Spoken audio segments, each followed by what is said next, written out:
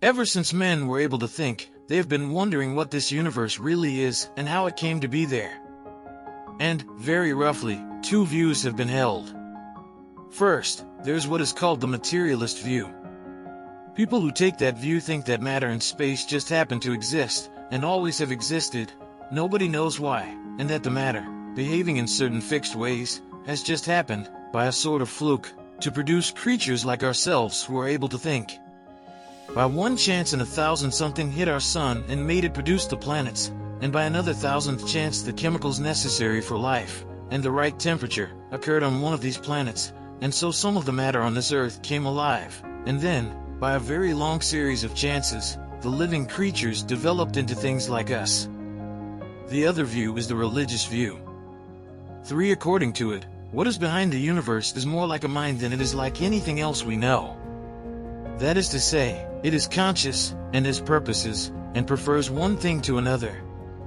And on this view it made the universe, partly for purposes we do not know, but partly, at any rate, in order to produce creatures like itself, like itself to the extent of having minds. PL do not think that one of these views was held a long time ago and that the other has gradually taken its place. Wherever there have been thinking men, both views turn up. And note this too. You cannot find out which view is the right one by science in the ordinary sense. Science works by experiments. It watches how things behave. Every scientific statement in the long run, however complicated it looks, reality means something like, I pointed the telescope to such and such a part of the sky at 2:20 a.m. on January 15th and saw so-and-so, or, I put some of this stuff in a pot and heated it to such and such a temperature and it did so and so. Do not think I am saying anything against science, I am only saying what its job is. And the more scientific a man is, the more, I believe, he would agree with me that this is the job of science, and a very useful and necessary job it is too. But why anything comes to be there at all, and whether there is anything behind the things science observes, something of a different kind, this is not a scientific question. If there is something behind, then either it will have to remain altogether unknown to men or else make itself known in some different way. The statement that there is any such thing, and the statement that there is no such thing, are neither of them statements that science can make. And real scientists do not usually make them. It is usually the journalists and popular novelists who have picked up a few odds and ends of half-baked science from textbooks who go in for them. After all, it is really a matter of common sense. Supposing science ever became complete so that it knew every single thing in the whole universe. Is it not plain that the questions, why is there a universe? Why does it go on as it does? Has it any meaning? Would remain just as they were? Now the position would be quite hopeless but for this. There is one thing, and only one, in the whole universe which we know more about than we could learn from external observation. That one thing is man. We do not merely observe men, we are men. In this case we have, so to speak, inside information, we are in the know.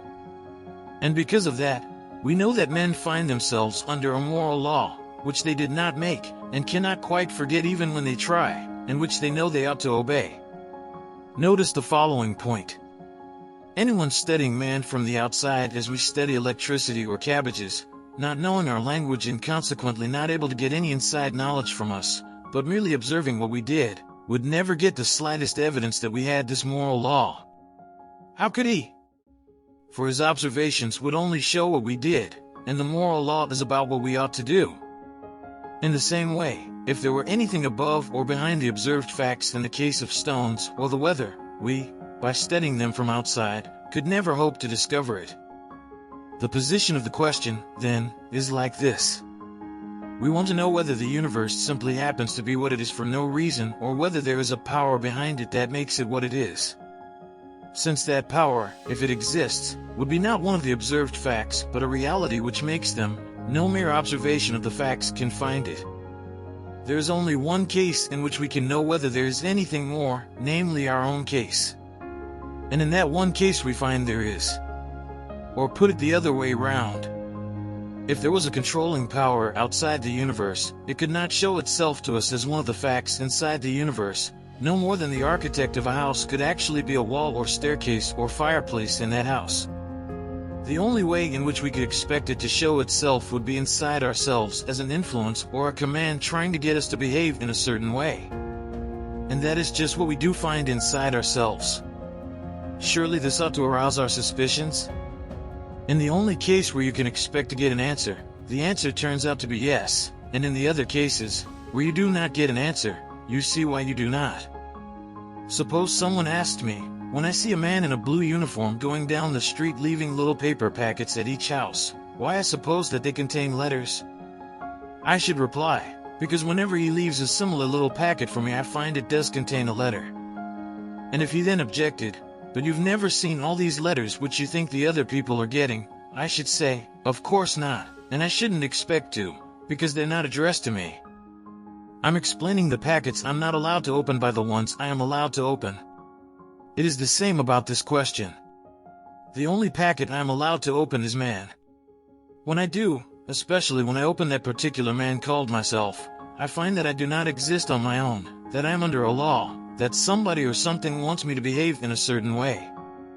I do not, of course, think that if I could get inside a stone or a tree I should find exactly the same thing, just as I do not think all the other people in the street get the same letters as I do. I should expect, for instance, to find that the stone had to obey the law of gravity, that whereas the sender of the letters merely tells me to obey the law of my human nature, he compels the stone to obey the laws of its stony nature. But I should expect to find that there was, so to speak, a sender of letters in both cases, a power behind the facts, a director, a guide. Do not think I am going faster than I really am. I am not yet within 100 miles of the God of Christian theology. All I have got to is a something which is directing the universe, and which appears in me as a law urging me to do right and making me feel responsible and uncomfortable when I do wrong. I think we have to assume it is more like a mind than it is like anything else we know, because after all the only other thing we know is matter, and you can hardly imagine a bit of matter giving instructions. One reason why many people find creative evolution so attractive is that it gives one much of the emotional comfort of believing in God and none of the less pleasant consequences. When you are feeling fit and the sun is shining and you do not want to believe that the whole universe is a mere mechanical dance of atoms, it is nice to be able to think of this great mysterious force rolling on through the centuries and carrying you on its crest. If, on the other hand, you want to do something rather shabby, the life force, being only a blind force, with no morals and no mind, will never interfere with you like that troublesome God we learned about when we were children. The life force is a sort of tame God. You can switch it on when you want, but it will not bother you. All the thrills of religion and none of the cost. Is the life force the greatest achievement of wishful thinking the world has yet seen?